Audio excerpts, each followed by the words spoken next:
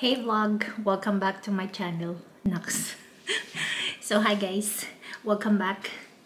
And I hope everyone is safe, lalo na sa pagsalubong ng 2023. So today is my first vlog. Ito yung first vlog ko this 2023. So yeah, lalabas ako.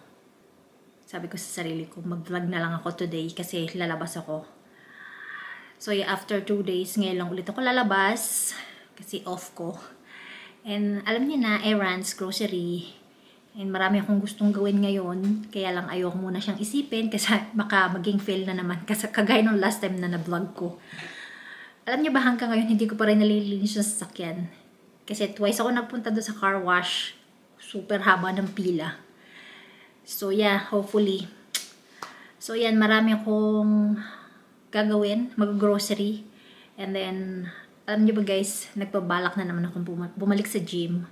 So, meron akong gustong puntahan today. Gusto ko siyang i-visit muna bago ako mag-sign up or maging member. Kasi gusto ko na ulit ibalik yung routine ko after 6 months na walang gym. So, yeah. Tapos, mag-grocery. And then, yeah, pag may time at merong hindi busy, magka-carwash talaga ako. So, today is sunny. Maganda yung weather. Although, negative 4 siya. Mas okay naman siya kaysa negative 20. Yeah, today is sunny. So, maganda yung weather. For me. So, yun. Bago ko lumabas, isasampay ko muna yung mga damit ko. Kasi, nag-laundry ako. Hinihintay ko lang siya. So, yan. After this, lalabas ako. So, yan guys. I hope you stay tuned.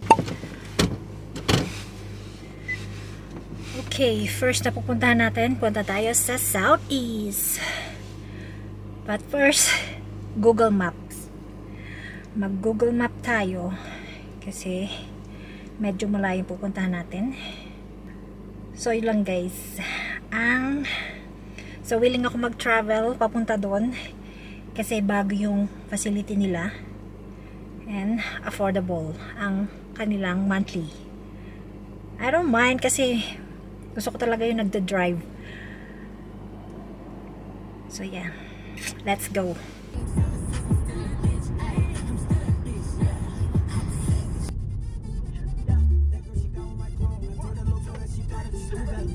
Dito na ako sa Planet Fitness.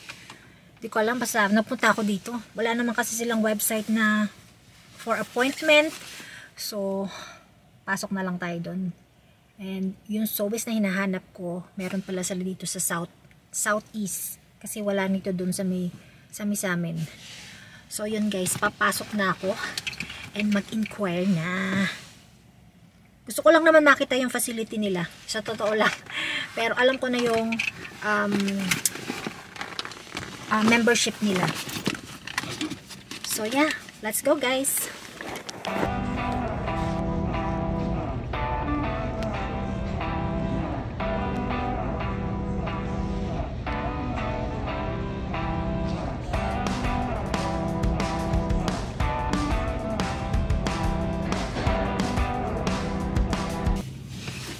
So, yan guys, success yung ating pag-inquire and nakapag-tour na rin ako.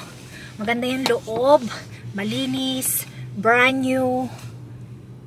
Okay lang yung size niya, hindi ganun kalaki, pero lahat ng machine nila is nandun and brand new lahat yung machine nila. And actually, kabubukas lang nila last 2 weeks ago. So, yeah, tinanong ko rin yung staff kung may plano silang maglagay ng facility sa ibang quadrant ng Calgary. And good news guys, maglalagay sila sa 4 quadrant ng Calgary. So for now, ito pa lang yung meron. I think next year maglalagay sila sa Northeast. Actually 4 quadrant, lahat nga nila maglalagay sila. Yun ang plano nila. So which is good. Very affordable siya, kayang-kaya nyo siya guys. Hindi lang naman niya para sa pagpapasexy or kung ano man, kumbaga para maging malakas and stable yung ating pangangatawan. Kasi hinahanap-hanap na talaga ng katawan ko yung pag-gym. So next, pupunta ako sa seafood. Dito tayo guys sa Seafood City. Bibili ako ng isda. Gusto ko ng pampano. So, yan guys. Pasok na ako sa loob.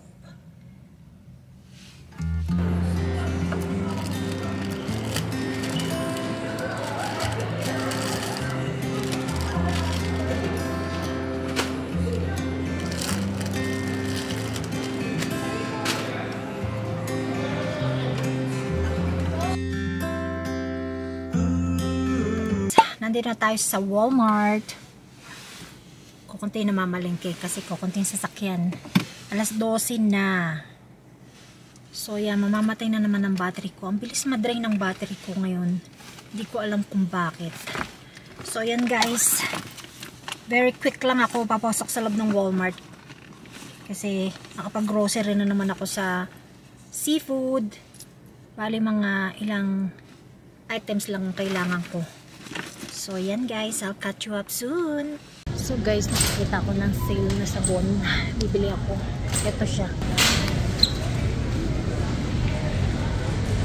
13 something lang siya.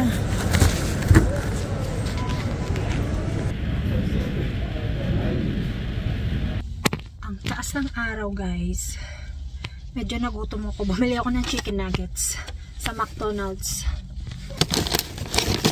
So, bumili ako ng chicken nuggets kasi meron silang limited edition. This is spicy chicken. And bumili din ako ng ghost pepper sauce. So, yan guys, kakain muna ako kasi alauna na, hindi pa ako kumakain. Nag-coffee lang ako. Kain tayo guys. Chicken nuggets. Try natin kasi limited edition daw to.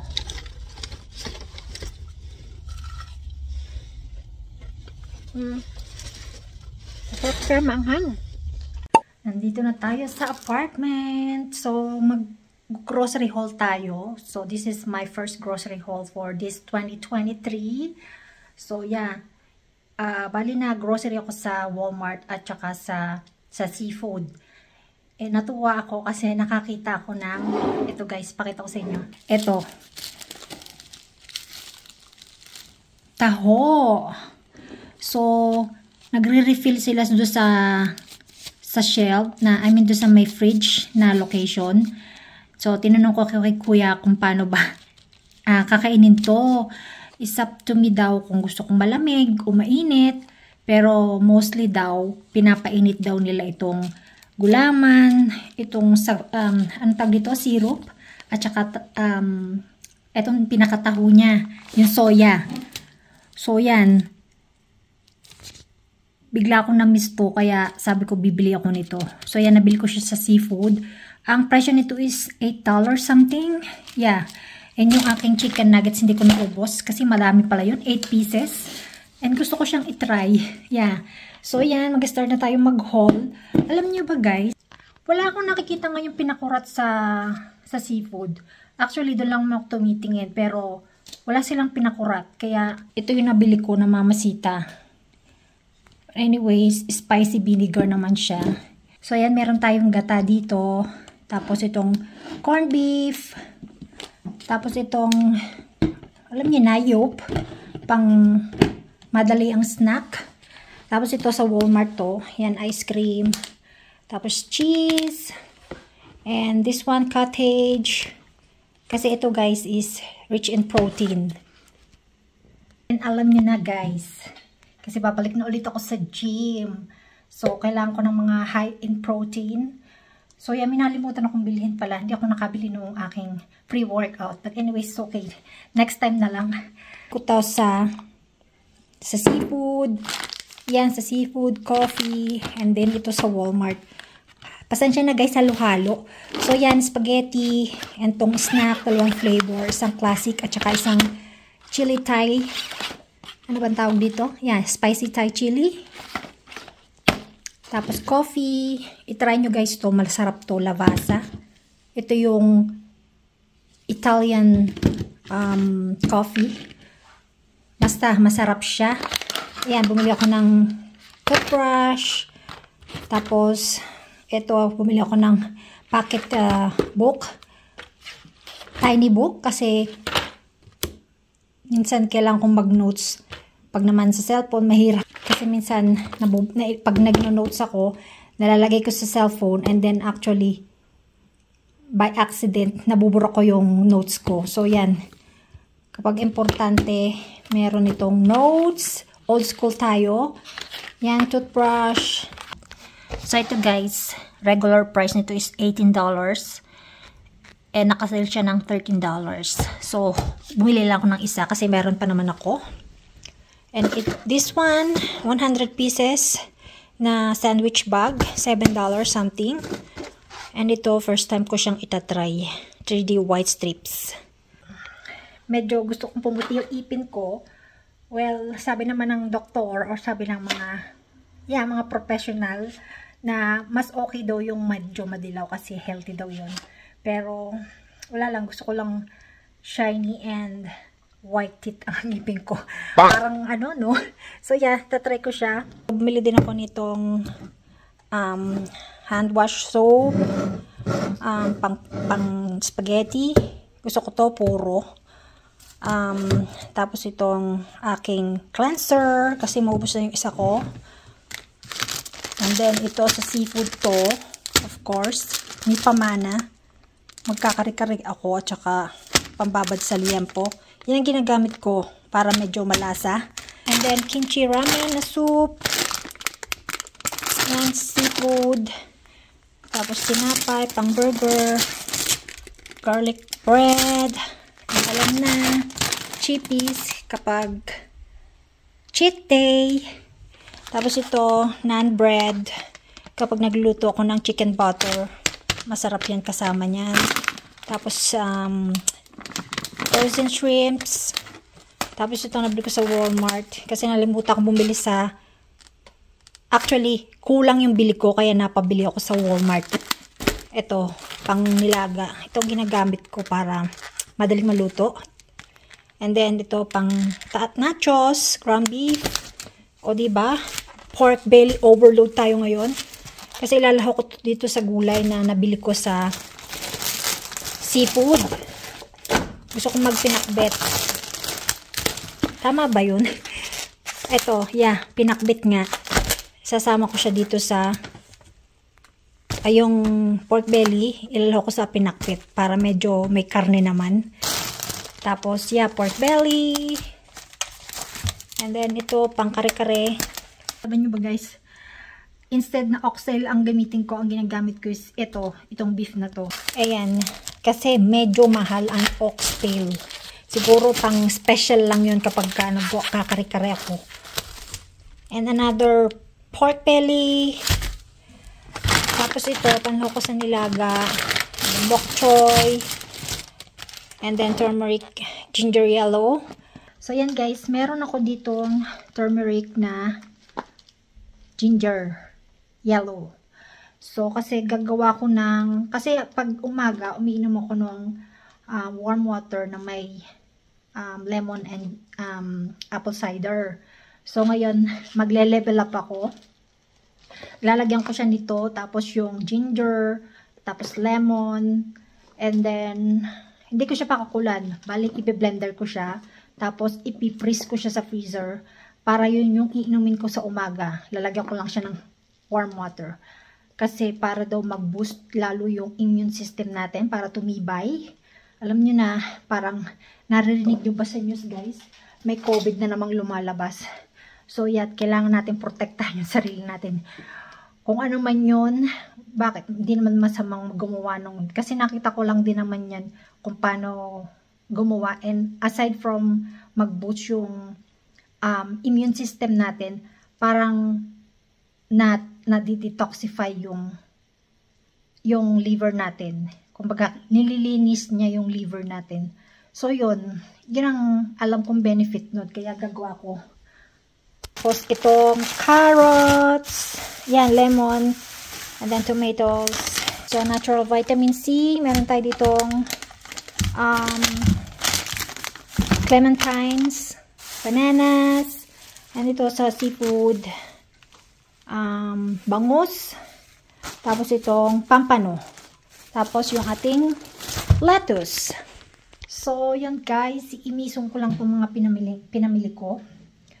Tapos, susubo lang ako ng taho kasi gusto ko na siyang kainin, kinakawayan niya ako.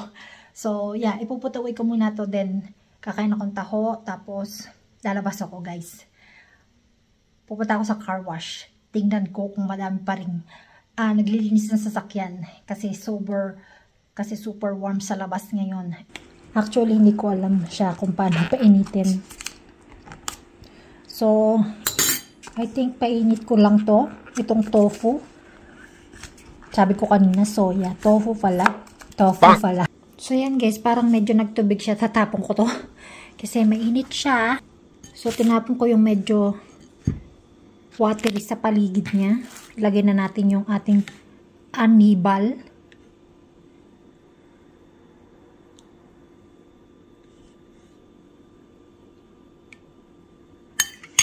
Then yung ating sago. Try natin siya, guys.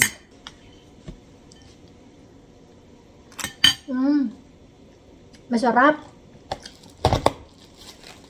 Sarap ng taho. So, yan guys. So, ubusin ko lang to. Then, lalabas tayo. Magka-car-wash talaga ako. Ano pang oras na? Alas 2 na. We put the mic outside. Edit shit out. We let in this gas outside.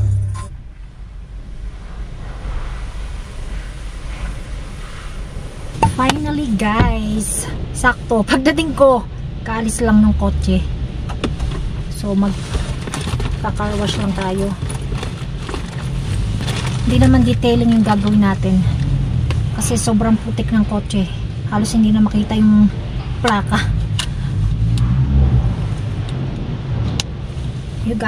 Hugasan ko rin yung mat. And then yeah.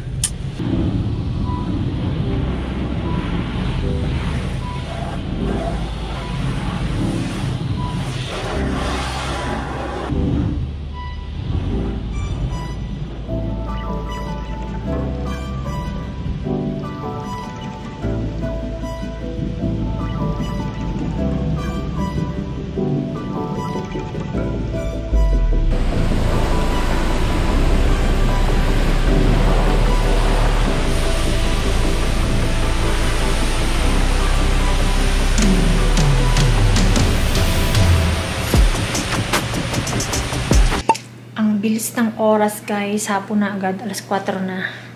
Pero may araw pa naman. So ngayon is January 6, right? Hapon na. Since hapon na, tapos na rin yung Three Kings. Time to pack up na yung mga Christmas decors. So yeah, wala pa akong masyadong gagawin kaya itatago ko na yung mga Christmas decors. Tapos maya kakain na kami ng dinner. Nabili kong dinner is A&W, diba? Para nagki-craving ako sa burger na fast food.